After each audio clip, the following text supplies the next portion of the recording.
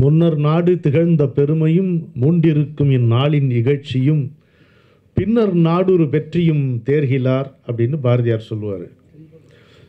முன்னர் நாடு திகழ்ந்த பெருமை, அதுதான் முத்தையாவுடைய புத்தகம். மூண்டிருக்கும் இந்நாளின் நிகழ்ச்சியை பற்றிய வருத்தம், அதுதான் சுமதியும் சுகாவும் இங்கே வெளிப்படுத்திய அக்கறை. பின்னர் நாடொரு வெற்றி என்பது நமக்கான நம்முடைய நம்பிக்கை.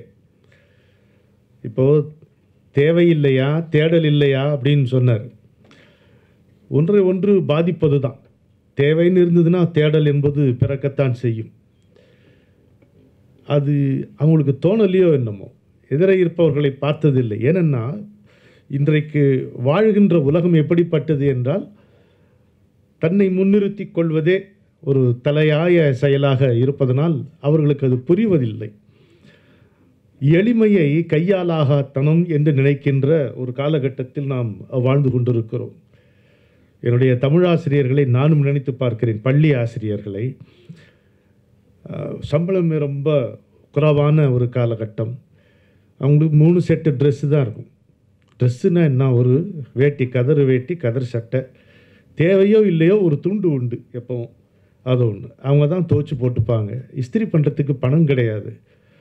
நான் நல்லா பார்த்துருக்கேன். அவங்களே நீவி விடுவாங்க. அதை நீவி விட்டு மடித்து ஒரு பழைய ட்ரங்கு பெட்டி இருக்கும். ட்ரங்கு பெட்டிங்கிறது எப்போவுமே பழசாத்தான் இருக்கும். அது கீழே அது வைப்பாங்க. அதுதான் இஸ்திரி. அவங்கள்ட்ட பேசவே நமக்கு தயக்கமாக இருக்கும். நான் ரொம்ப நாளுக்கு பிறகு அவங்கள்ட்ட கேட்டேன், ஐயா எப்படி ஐயா இந்த 3 செட்டு வச்சு நீங்கள் எப்படி காலம் தள்ளினீங்க அப்படின்னு கேட்டால், அதுக்கு அவர் சொன்ன பதில் எத்தனை முறை சொன்னாலும் எனக்கு அந்த நிகழ்ச்சி மாறல. ஏன் நெஞ்சை நிமித்திட்டு சொல்வார். ஏன் உடுத்திக்கொள்ள ஒன்று, உலர்த்தி போட ஒன்று, உள்ளே வைக்க ஒன்று போதாதா அப்படின்வார்.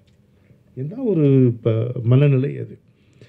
அப்படி வாழ்ந்த பல அரிய ஆளுமைகளை பற்றிய தொகுப்பு தான் இந்த நூல்.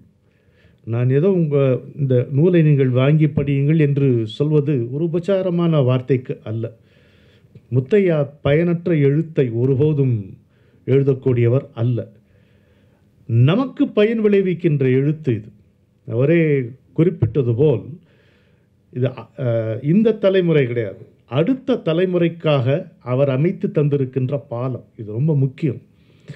நம்முடைய கடந்த காலத்தில் எது மிக முக்கியமானதோ அதனோடு தொடர்பு விட்டு போனால் எதிர்காலம் என்பது ஒரு கேள்விக்குறியாக இருந்தால் கூட பரவாயில்லை, கேலிக்குரியதாக ஆகிவிடும்.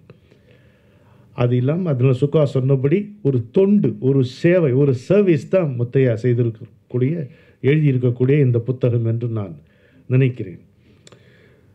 ஒவ்வொரு மனிதனும் உலவும் புத்தகமாக அது மாதிரி தான் நினைக்கிறேன். ஒவ்வொரு மனிதனும் ஒவ்வொரு உலகம். நீங்கள் ஒன்று யோசித்து பார்த்தீங்களா?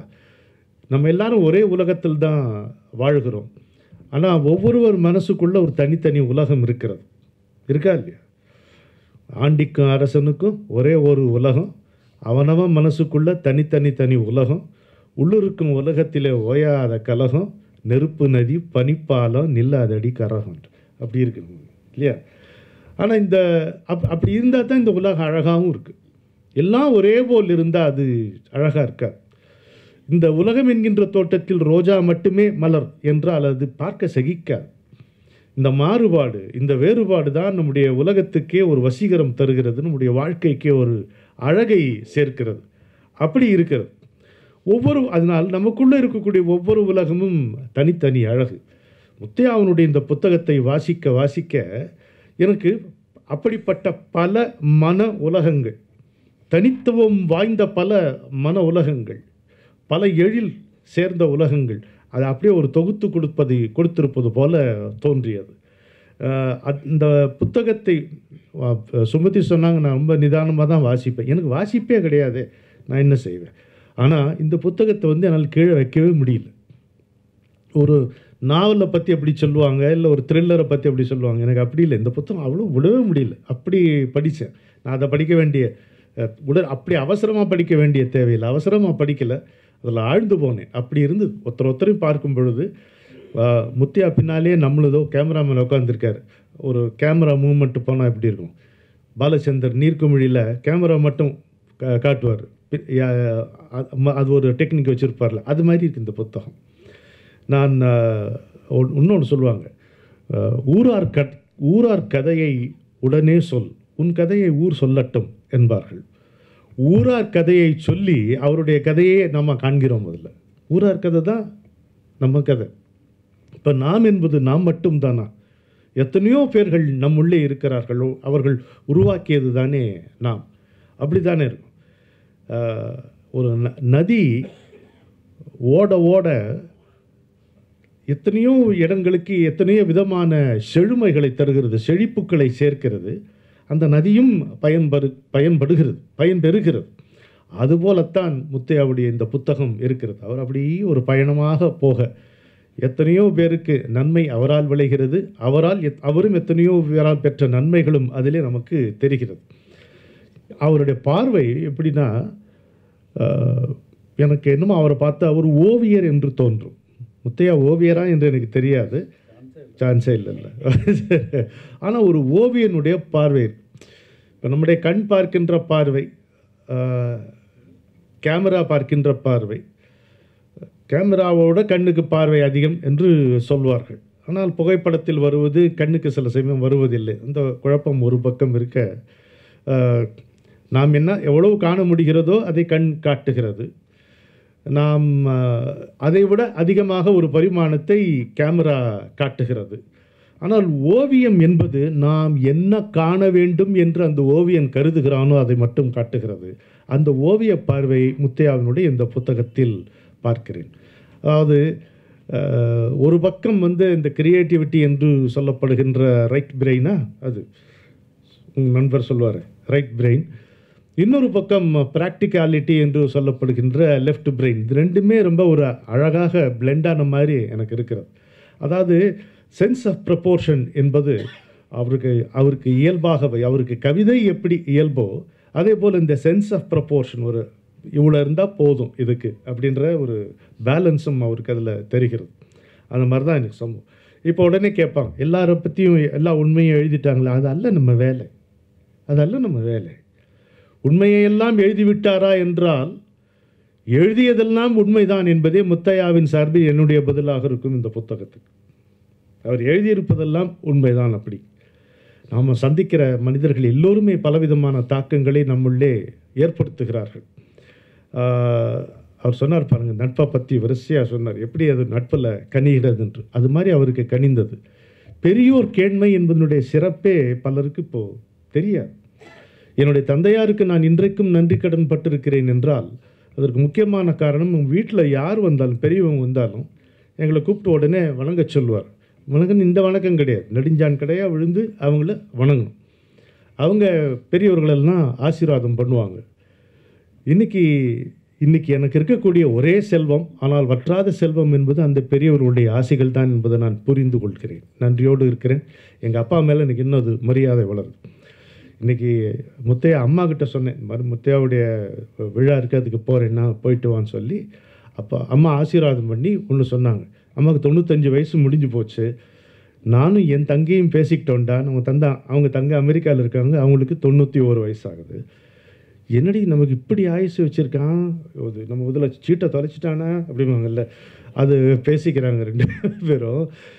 அப்போ சொன்னாங்கன்னா, இல்லடி நம்ம சின்ன வயசில் ஆற்றுக்கு யார் வந்தாலும் நமஸ்காரம் பண்ணி அவள் ஆசீர்வாதம் பண்ணி நமக்கு ஆயுசு நீண்டு போச்சு அப்படின்னாங்களாம்.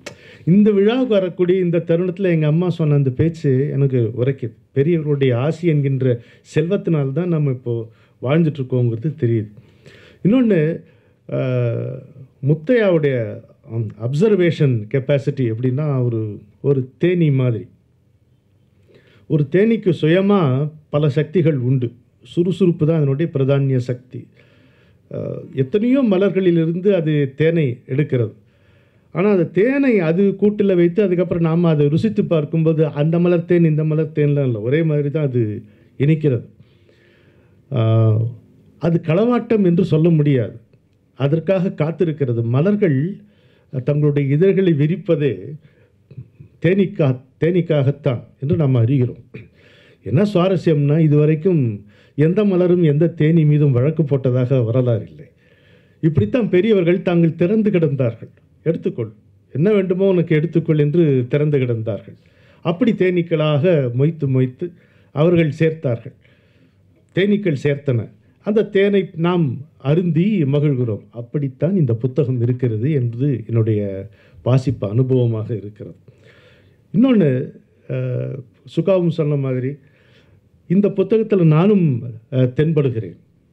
அது ஒரு பெருமை என்பதை காட்டிலும் ஒரு ஆசீர்வாதம் என்று நான் நினைக்கிறேன். ஒரு 2-3 கட்டுரைகளில் நானும் வருகிறேன். அது என்னை பற்றிய பேச்சு அல்லது அவர் சந்தித்த சில ஆளுமைகளை சந்திக்கும் பொழுது என்னையும் அழைத்து சென்றிருக்கிறார். ஒரு வாட்டியும் கோயம்புத்தூர் போகும்போதும் முத்தையா யாராவது ஒருத்தரை எனக்கு அறிமுகம் செய்து வைப்பார். சுகா சொன்ன மாதிரி செழியனும் எனக்கு அப்படி கிடைத்த ஒரு நண்பர் கிடையாது, சகோதரர். அப்படித்தான் நம்ம எடுத்துக்கொள்கிறோம். அது பார்க்கும் பொழுது எனக்கு என்ன தோணுதுன்னா, ஒரு காடே பற்றி எரியும் பொழுது இந்த ஈரக்கட்டை அப்படி இது காயாமல் போயிடுமா, அதுலேயும் நெருப்பு பற்றி கொள்ளும், அதுவும் ஒளிர்விடும் என்பது போல நான் அதை அனுபவிக்கிறேன். அந்த புத்தகத்தில் என்னை பார்க்கும்போது நான் அப்படித்தான் என்னை உணர்ந்து கொள்கிறேன். எனக்கு இதில் ரொம்ப மகிழ்ச்சி இன்னொன்று கேட்டிங்கன்னா, பல கட்டுரைகளில் இடையிடையே முத்தையாவுடைய கவிதை வரும். அவர் அந்த ஆளுமைகளை பற்றி எழுதியிருக்கின்ற அந்த கவிதைகள் வரும். அது நான் எப்படி இதை புரிய வைப்பது, இது சுலபமே இல்லை. கவிதை எழுதுகிறவனுக்கு கட்டுரை எழுத வராது. கட்டுரை எழுதுகிறவன் கவிதை எழுதும்போதும் கட்டுரையாகவே இருக்கும். அது மாதிரி ஆபத்துகள் உண்டு. ஆனால் அவருக்கு ரெண்டுமே இயல்பு. கட்டுரை நடை வேறு, கவிதை நடை வேறாக இருக்கும். ஆனால் அடிப்படையில் அவர் 1000 ஆளுமைகள் அவருக்கு இருந்தாலும் அவர் அபிராமியின் செல்லப்பிள்ளை, அபிராமியின் அருள் பெற்ற அருட்கவி என்பதுதான். அது போதாதென்று அவர் சர்க்குருவினுடைய உள்ளங்கையில் அப்படி நிற்பவர், மிதந்து நிற்பவர். ஒரு மனிதனுடைய 2வது ஜனனம் என்பது மிக முக்கியமானது. அந்த 2வது ஜனனம் என்பது எப்பொழுது ஏற்படுகிறது என்று நம்முடைய சாத்திரம் சொல்கிறது என்றால், ஒரு தேர்ந்த குரு உன்னை ஆசிஸ் வேரிஸ் கண்டிஷனில் தன்னுடைய உள்ளங்கையில் ஏந்தி அழகு பார்க்கும் பொழுதுதான் அவன் உண்மையிலேயே பிறக்கிறான் என்றார். அருள் பெற்ற கவிஞர் அப்படி அப்படி எடுத்த பொழுது அந்த அங்கையிலே ஒளி வீசுகிறார் என்பதை பார்க்கும் பொழுது நமக்கு பரவசமாக இருக்கிறது. அதே மாதிரி முத்திரை வரிகள் நிறைய வச்சிருப்பார். இந்த கட்டுரை களஞ்சியம் எப்படி இருக்குன்னா, ஒரு பக்கம் ஆவணமாக இருக்குது, இன்னொரு பக்கம் சுவாரஸ்ய தகவல்களுடைய தொகுப்பாக இருக்குது, இன்னொரு பக்கம் பலரை பற்றி அவர்கள் சொன்ன கவிதைகள், அவர்கள் சொன்ன கருத்துக்கள், அப்படி அதை தொகுத்து படிக்கிற மாதிரி இருக்குது. இதெல்லாம் எப்படி, அதாவது ஒரு நல்ல பேச்சை கேட்டோம்னா ஒரு 10 புத்தகத்தை படித்த மாதிரி இருக்கும் அப்படிம்பாங்கல்ல. இந்த புத்தகம் ஒரு 100 புத்தகத்தை படித்த மாதிரி இருக்குது, ஒரு 200 புத்தகத்தை படித்த மாதிரி இருக்குது. தவிர நமக்குள்ள ஒரு சின்ன கலக்கத்தை, ஒரு பாசிட்டிவ் கலக்கத்தை ஏற்படுத்துகிறது. அடடா, இது நம்ம பண்ணாமல் போயிட்டோம், இந்த மாதிரி பெரியவர்களை நமக்கு சந்திக்க வாய்ப்பில்லை. சுகா சொன்னார்ல மாதிரி, இந்த மாதிரி பெரியவர்களை சந்திக்கிற வாய்ப்பு இல்லாமல் போச்சேன்னு ஒரு பக்கம் தோணும். சந்தித்த பெரியவர்களை நாம் சரியாக பயன்படுத்தி கொள்ளவில்லையே என்கின்ற ஆதங்கமும் ஏற்படும். இந்த பாசிட்டிவ் ரெஸ்ட்லெஸ்னஸ் தான் இந்த புத்தகம் ஏற்படுத்துகின்ற மிகப்பெரிய விளைவு. எனக்கு அப்படித்தான் ஒரு விளைவு ஏற்பட்டது. ஏனென்றால் எனக்கும் இலக்கியத்துக்கும் எந்த விதமான சம்பந்தமும் கிடையாது. எனக்கு கல்வி கிடையாது, நான் இலக்கியம் படித்தவனும் கிடையாது. சாதாரண ஒரு கடைநிலை ரசிகன், அவ்வளோதான், எல்லாத்துலேயும் இருக்கிற மாதிரி. நான் உப்பு புளி மிளகாய் வியாபாரத்தில் அந்த விவகாரத்தில் உழன்று அப்புறம் அப்படியே வந்தேன், சோத்துக்கு பேச வந்தேன், அவ்வளோதான். மற்றபடி எனக்கு படிப்பு கிடைப்பதும் கிடையாது. ஆனால் சில பார்வைகள் உண்டு, பெரியவர்கள். இந்த மாதிரி பெரியவர்களோடு நான் சந்தித்த பல பெரியவர்கள் புகழ் பெற்றவர்களும் அல்ல, புகழுக்கு ஆசைப்பட்டவர்களும் இல்லை. இந்த பிரமிப்பிலிருந்து நான் இன்னும் மீளவில்லை. 20 வயதுக்குள் நான் சந்தித்த பல பெரியவர்கள், அதில் சில குடும்ப பெண்மணிகளும் உண்டு. நான் பிரமிச்சு போயிருக்கேன். அந்த ஸ்டர்லிங் கேரக்டர், அவங்க கேலிவர், அவங்களுடைய அறிவு வீச்சு, அவங்களுடைய ஞானம், அதில் ஒரு துளிப்பங்கு கூட இல்லாதவர்கள் அவர்களிடம் பேசுவார்கள். இவர்களும் அப்படியானது கேட்பாங்க. அது எனக்கு தாங்கவே முடியாது. அது என் குருநாதர் வரைக்கும் அதை பார்த்துருக்கேன். அப்படியான்னு கேட்டுட்டு இருப்பாங்க. குருநாதரே அப்படி சொல்லுவார், they come from a long distance to listen to me and they do all the talking அப்படிப்பாரு. அப்படி தான் இருக்கும். அது மாதிரி அவர்களையெல்லாம் இந்த புத்தகம் எனக்கு நினைவுபடுத்துகிறது. எழுத்தும் தோன்றிடும் முன்னே என்றோ இருந்த கவிமனத்துள்ளே விழித்தெழுந்தது பாடல், அதை வேண்டி வளர்ப்பதன் வேலை. இது கேசிஎஸ் அருணாச்சலம் அவருடைய கவிதை என்பதை முத்தையா இந்த கட்டுரையில் பதித்திருக்காவிட்டால் இது என் கண்ணில் பட்டே இருக்காது. அடுத்த கவிதையை நான் அவர் சொல்லியே கேட்டிருக்கேன். கவிதை எனக்கு ஒரு கைவாள், அது முத்தையாவே கம்பீரமாக சொல்வார். மார்பில் கவசம் அதில் ஒரு வாய்மை, புவியில் தீமைகள் வீழ நான் போர் செய்யும் ஒரு படை வீரன். யார்? ஏசி ரூமில் உட்கார்றதுக்கு முடியாமல் அன்கம்ஃபர்டபுளாக ஃபீல் பண்ணார் அந்த பொது உலக கவிஞர் அப்படி எழுதுகிறார். நான் சந்தித்திராதவர்கள் நிறைய பேர் இருக்காங்க. நான் இந்த புத்தகத்தில் 33 பேரில் நான் பார்க்காதவர்கள் 6, பார்த்தும் பழகாதவர்கள் 8, நான் பார்த்து பழகியவர்கள் 13. ஆனால் அதெல்லாம் விட முக்கியமாக முத்தையா எனக்கு அறிமுகம் செய்து வைத்த ஆளுமைகள் 6. இது ரொம்ப முக்கியம் என்னுடைய வாழ்க்கையில். தமிழ்கடல் முரு படரத்னம் செட்டியாரை பற்றி எழுதுகிறாரு. அந்த சைவ சித்தாந்தம் ஒரு அறிமுகம், கடவுளால் முடியாத செயல்கள் அப்படின்னு 2 நூல்கள் அவர் எழுதியிருக்கிறாங்கிற தகவல் எனக்கு தெரியாது. உங்களுக்கு தெரியுமா? உங்களிலும் பலருக்கு தெரிந்திருக்காதுன்னு நினைக்கிறேன். இதை மாதிரி அப்புறம் பெரும்புலவர் நம்ம சிவாயம், இந்த எழுத்து எண்ணி எழுத்து கூட்டி இது அவர் தெளிவம்பர சொல்லியிருக்காரு. அவர் ஹாஸ்டலில் வாரண்டனாக இருக்கும் பொழுது இந்த பசங்க நைட் ஷோக்கு டிமிக் கொடுத்துட்டு செவரேறி குதிச்சு போயிடுவாங்க. அவங்க திரும்பி வரும்போது இவர் இருப்பார் அங்கே. வாங்கடா எங்கே போயிட்டு, இல்லை ஒன்றும் இல்லை சார், யூரின் பாஸ் பண்ண போனேன், அதையாவது பாஸ் பண்ணுங்கடான்னு வர அப்படின்ட்டு. அப்புறம் அவர் நோய்வாய்ப்பட்டு கிடந்த பொழுது அவருடைய பேத்தி டாக்டராக படித்தவங்க அந்த வேலையெல்லாம் விட்டுட்டு தாத்தாவுக்கு நம்ம சேவை செய்யணுன்ட்டு வந்திருக்காங்க. அதை விட எவ்வளோ அந்த நகைச்சுவையை பாருங்கள்.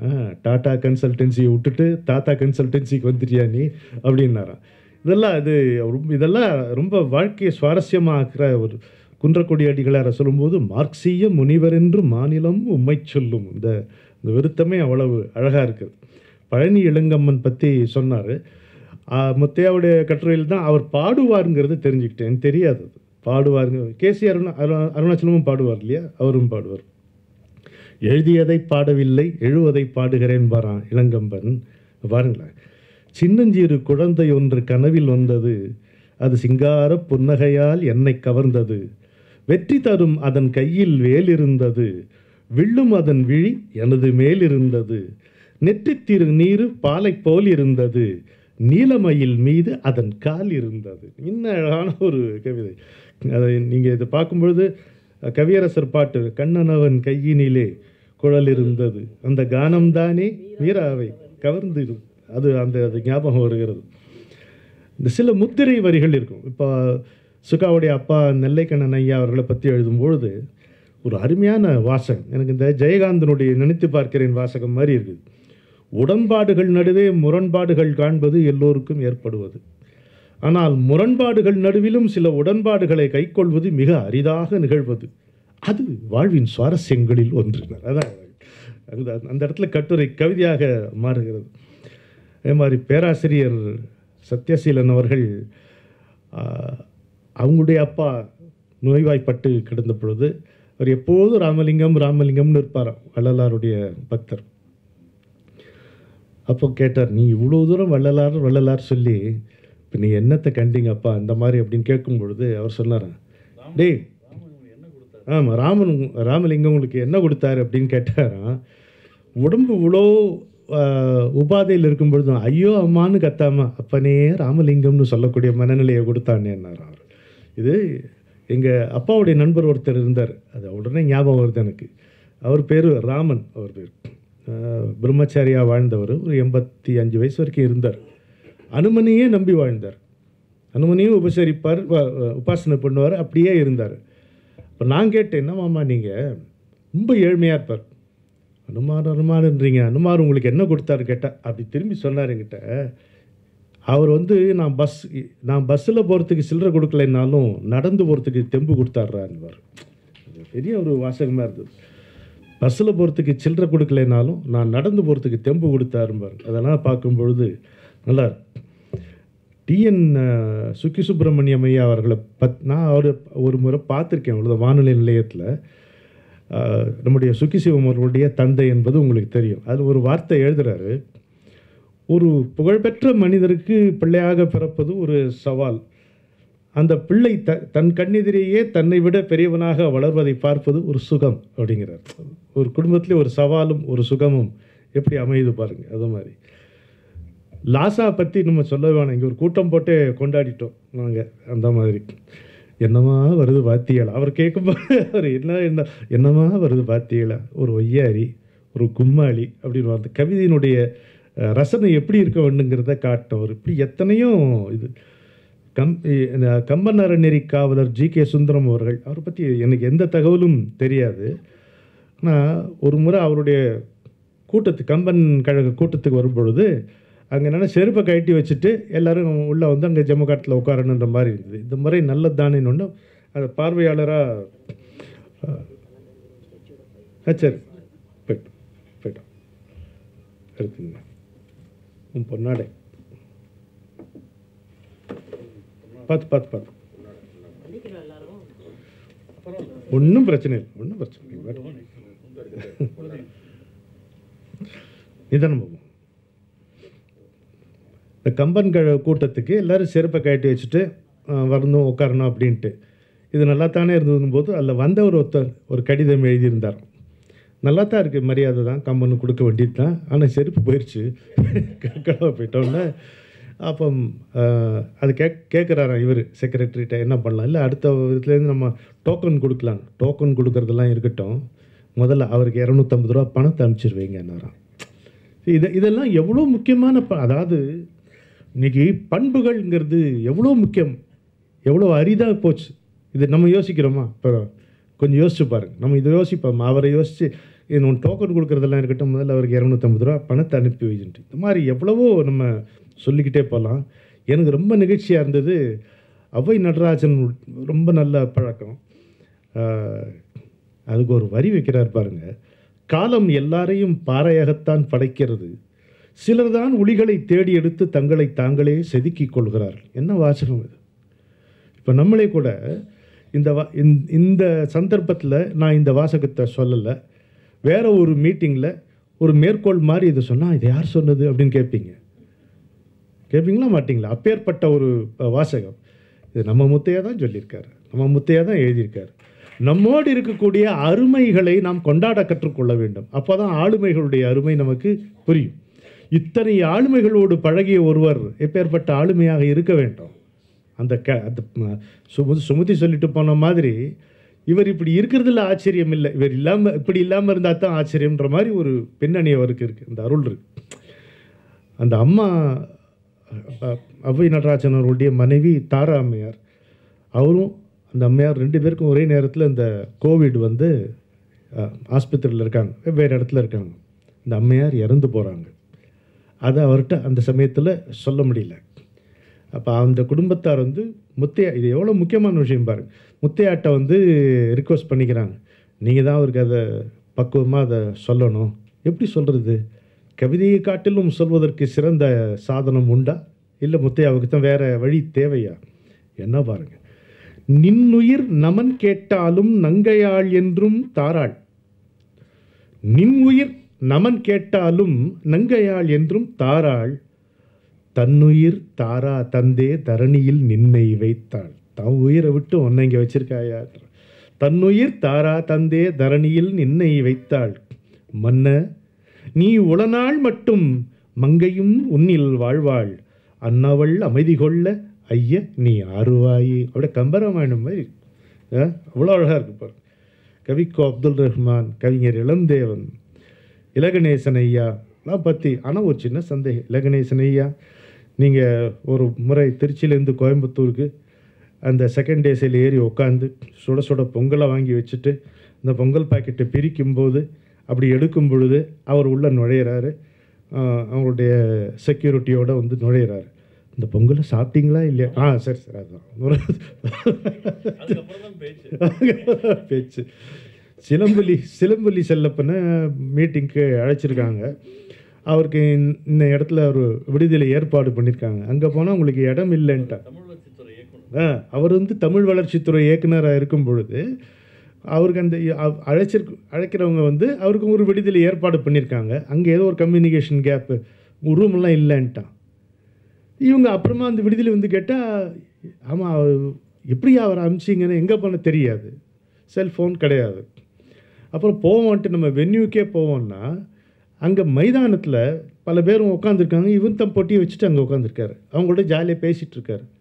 இப்படியெல்லாம் வந்து எளிமையாக நீங்கள் அந்த ஆளுமைகளை நீங்கள் பார்க்க முடியுமா? அதுக்கப்புறம் சரி ஐயா வந்துருங்க, நம்ம இப்போ ரூம் வேண்டாம், இன்னும் ஒரு 4 மணி நேரம் தானே இருக்கு, அது எதுக்கு இப்போ இன்னொருத்தன் போய் ரூமை போட்டு வேஸ்ட் பண்ணிவிட்டு, இதே இங்கேயே பின்னால் ஒரு அறை இருக்கும்ல, இங்கேயுமே இருந்துக்கலாம் அப்படின்னு சொல்லிட்டு இவங்களோட பேசி கழிச்சிட்டு அப்புறம் எனக்கு சிலம்புலி சில்லப்பனையா எனக்கும் மறக்கவே முடியாது. இப்போ இந்த ஐபேடை பார்த்தா பிடிக்காது அவருக்கு. அவர் வந்து தம்பி சொல்கிறேன்னு தப்பாக நினைக்கூடாது, நான் ஏங்க நினைக்க சொல்லுங்கள் இல்லை, அதாவது பேசிகிட்டு இருக்கும்போது இப்படி தலையை குனிஞ்சோம்னா அது நமக்கு தலை குனிவுனாரு. நான் ரொம்ப ரொம்ப உண்மையா ஒத்துக்கிறேன். நான் வந்து இப்போ தான் முதியோர் கல்வி திட்டத்தின் கீழே சேர்ந்து பலகாயும் பலப்பமும் எடுத்துக்கிட்டு ஆவணை கற்றுக்க போகிறேன். சச்சா அப்படிலாம் இல்லைப்பா அப்படி தட்டி கொடுத்துட்டு போனார். அதுதான் உண்மை. அதுதான் இந்த மாதிரி ஜெயகாந்தனை பற்றி ஒரு முறையா 2 முறை எவ்வளோ அதே வேதம் புதுமைசை பேச்சு தான் சிதம்பரநாதன் ஐயா தானே முன்னுரை கொடுத்தார். இன்றைக்கு நீங்கள் ஜெயகாந்தனின் விஸ்வரூபத்தை காண்பீர்கள் ஏதோ சொல்லிட்டார். இவர் வேதம் புதுமைசை பேசிக்கிட்டே இருக்கும்போது விஸ்வரூபத்தை காட்டுவீர்களா என்று வந்தவர்கள் எதிர்பார்க்கிறார்கள் ஏதோ ஒன்று சொல்லி, நல்ல வார்த்தை தான் அது. இவர் அதுக்கெல்லாம் நேரடியாக பதில் சொல்ல, பாரதியாரை பற்றி வேதம் புதுமைசை பற்றி பேசிக்கிட்டே இருக்கும்பொழுது திடீர்னு விஸ்வரூபம் என்பது காட்டப்படுவது அல்ல காணப்படுவதுட்டார். நீங்கள் காண வேண்டும்ட்டார். அது மாதிரி அவ்வளோ அழகு அந்த. ஆனால் அவருடைய வார்த்தையில் எனக்கு ரொம்ப பிடிச்சது, நமக்கு யாரிடமேனும் தீராத பகை ஏதும் உண்டா அந்த அந்த நேசம் இருக்கிறதுனால தான் இன்றைக்கும் வந்து சோகாக்கும் சரி முத்தையாவுக்கும் சரி என்ன போன்றவர்களையும் சரி ஜெயகாந்தனாலும் ஒரு நெஞ்சு நிமிர்ந்து பாருங்க. யாரிடத்திலும் தீராத பகை ஏதும் உண்டானார் வேதம் புதுமை செய்யல. ஆசாங்கியா பற்றி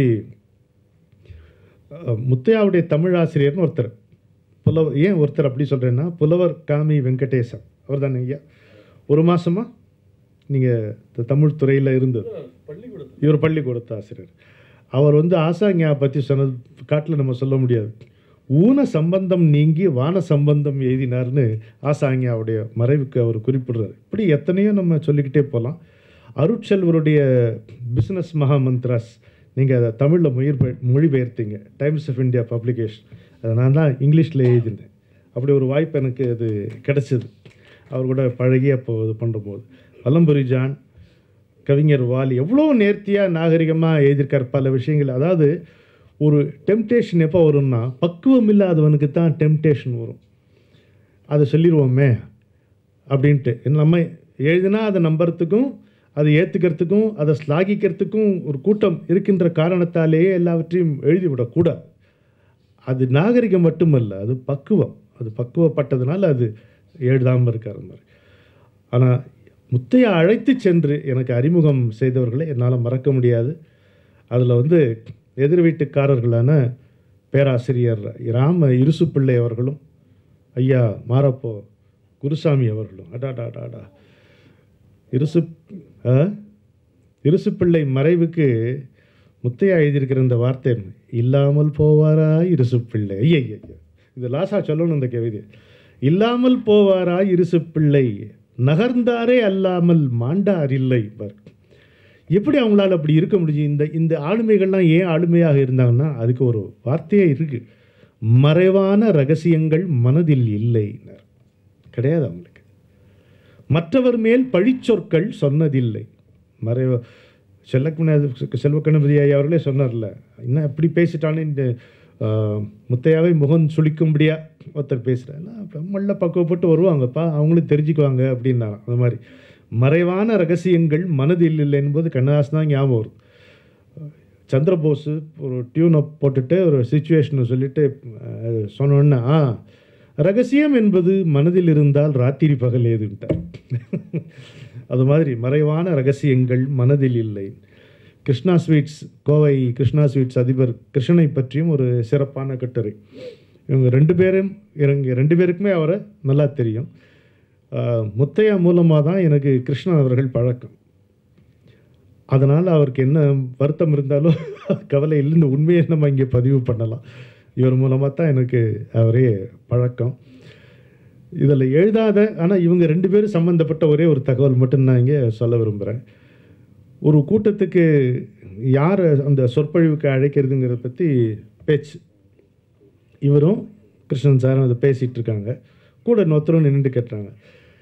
இவர் இல்லைங்க அவர் வேண்டாம் அப்படிங்கிறார்.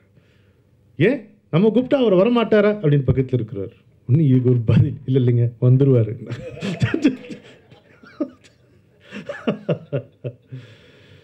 மாராப்போ குருசாமி அவர்களை பற்றி எழுதும் பொழுது முத்தையா எழுதியிருக்கின்ற ஒரு வாசகம்தான் இந்த மொத்த புத்தகத்துக்கான சாரம். செம்மாந்த அறிஞர் பரம்பரையின் கடைசி முகங்கள் இவைதானோ என்று கவலையோடு கணிக்கக்கூடிய காலகட்டத்தில் நாம் வாழ்கிறோம். இதுதானே விஷயம் தானே. செம்மாந்த அறிஞர் பரம்பரையின் கடைசி முகங்கள் இவைதானோ என்று கவலையோடு கணிக்கக்கூடிய காலகட்டத்தில் நாம் வாழ்கிறோம். வாரியார் சுவாமிகள் பேசிகிட்டு இருக்கார். பேசிட்டு இருக்கும்போது திடீர்னு நிறுத்திடுறார். நிறுத்திட்டு அனந்தராம தீட்சிதர் போயிட்டார், புலவர் கீரன் போயிட்டார், உலகம் தேஞ்சு போச்சுது அப்படின்னார். ஒரு வார்த்தை சொன்னார். நான் கேட்டேன். அது மாதிரி செம்மாந்த அறிஞர் பரம்பரையின் கடைசி முகங்கள் இவைதானோ என்ற கவலையோடு கணிக்கக்கூடிய காலகட்டத்தில் நாம் வாழ்கிறோம். மாராப்போக்கிட்ட இவர் என்னை கூட்டிகிட்டு போய் என்ன பிரமாதமாக இருந்தார். அந்த வயசில் என்ன ஜாஜ்வல்யமாக இருந்தார். என்னை பாட சொல்லி நான் முருகரை பற்றி பாட அவர் வேல் வேல் அப்படின்னு சொல்ல அவர் ஆசீர்வாதமே அதுதான். அவர் தொட்டு இப்படி கும்பிட்டா வேல் வேல் அப்படிம்பார். இதெல்லாம் மகாபாகியம். இதெல்லாம் திருக்குறளில் நகைச்சுவை இருக்கா ஐயான்னு கேட்டாங்க. இருக்குது, போலீஸ்காரர் சிரிக்கிற மாதிரி இருக்கும்னாராம் அவர். இது இப்போ எவ்வளவோ சொல்லி கொண்டு போகலாம். டத்தோ ஸ்ரீ சரவணன் ஐயா இப்போ மலேசியா சென்றிருந்த பொழுது ஒரு தகவலை சொன்னார். உங்களுக்கு தெரியுமா ஒரு விஷயம் அப்படின்னாரு.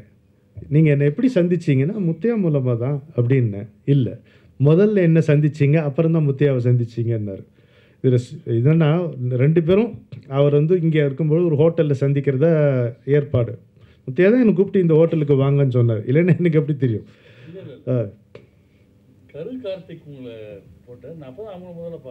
ஓ ஆஹோ, அதனால் என்கிட்ட இதுவாக சந்தோஷமாக சொன்னார். நீங்கள் என்ன தான் முதல்ல சந்திச்சிங்க தெரியுமான்னு. சரி சரி நமக்கு என்ன பிரச்சனை இல்லை. அதே மாதிரி பாலரிஷி அவங்கள போய் சந்தித்தது அதெல்லாம் மறக்க முடியாத அனுபவங்கள். முத்தையாவுடைய வருகை என்னுடைய வாழ்க்கையிலங்கிறது பராசக்தி நான் பக்குவப்படுவதற்காக அனுப்பி வைத்த ஒரு கொடை என்று நான் நன்றியுடன் கருதுவேன். அதுதான் உண்மை. உண்மையை சொல்கிறது மாதிரி ஒரு சந்தோஷம் எதுவும் கிடையாது நமக்கு. நிறைவாக நாங்கள் 3 பேருமே இருந்த சந்திப்புங்கிறது வஉசி வாலேஸ்வரன் ஐயாவை வஉசி மகனை சந்தித்தது தான். அவருடைய நகைச்சுவை ஒரு பக்கம், அவருடைய நிகழ்ச்சி ஒரு பக்கம். நாங்கள்லாம் பசினா என்னான்னு தெரிஞ்சுக்கிட்டோம். ஆனால் மாமா பட்டினி கிடந்தாருன்னு சொல்லிட்டு எழுதார். கலங்கி போயிட்டோம் நாங்கள். அது மாதிரி ஏட்டி காப்பி கீப்பி கொடுக்குறியா அதெல்லாம் ஆஃப் பண்ணிவிட்டு காப்பியை கடை சாத்திட்டு பாடுவாங்க. காப்பியோடு விட்டுருவியா சாப்பாடுன்னு பயங்காட்டுவியான்னு கேட்டார். இந்த மாதிரிலாம் மறக்க முடியாத அனுபவங்கள். முத்தையாவின் புத்தகம் முனைப்புலோர்க்கோர் பெட்டகம், சத்தமில்லாத வார்த்தைகள், சச்சரவில்லா காட்சிகள், சத்தியம் என்பதை சொல்கையில் சங்கோஷம் ஒரு நாகரிகம், சத்தியம் என்பதை சொல்கையில் சங்கோஷம் ஒரு நாகரிகம், சித்து வேலை தெரியாமல் செங்கலடுக்கவும் முடியாது, 1000 விதமாய் தாவரங்கள் அவையாய் வளர்ந்தால் அது காடு, அல்லும் பகலும் மிக பேணி அழகாய் வளர்ந்தால் அது வீடு, வீடும் காடும் சந்திக்கும் விந்தை எங்கே எது கோடு, வித்தகம் மிகுந்த முத்தையா விரித்து வைத்த தமிழேடு, வீடும் காடும் சந்திக்கும் வித்தை எங்கே எது கோடு, வித்தகம் மிகுந்த முத்தையா விரித்து வைத்த தமிழேடு.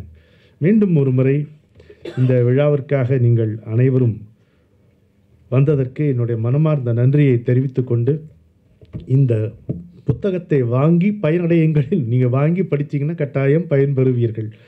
மழையிலே குடையின்றி நடந்தால் எப்படி நனைவதிலிருந்து தவிர்க்க முடியாதோ அதுபோல இந்த புத்தகத்தை படித்து பயன்பெறாமல் இருப்பதற்கே வாழ்க்கை இல்லை, வாய்ப்பே இல்லை. உங்கள் வாழ்க்கையிலேயே ஒரு திருப்பு முனையை ஏற்படுத்தும். உங்களை நீங்களே உள்ளே சென்று விசாரிக்க வேண்டிய ஒரு கட்டாயத்தை இந்த நூல் உண்டாக்கும் என்பது என்னுடைய அனுபவம், அபிப்பிராயம் அன்று. இதை நமக்கு வழங்கி இருக்கின்ற முத்தையா அவர்களுக்கு அன்னை அபிராமியும் சத்குருவும் சேர்ந்து நீண்ட ஆயுளும் நீடித்த உடல் நலமும் நற்புகழும் நிறைவான செல்வமும் எல்லாவற்றுக்கும் மேலாக நிரந்தரமான மன அமைதியையும் வழங்க வேண்டும் என்று என்னுடைய குருநாதரின் திருவடியில் பிரார்த்தனை செய்து கொண்டு விடைபெறுகிறேன். வணக்கம்.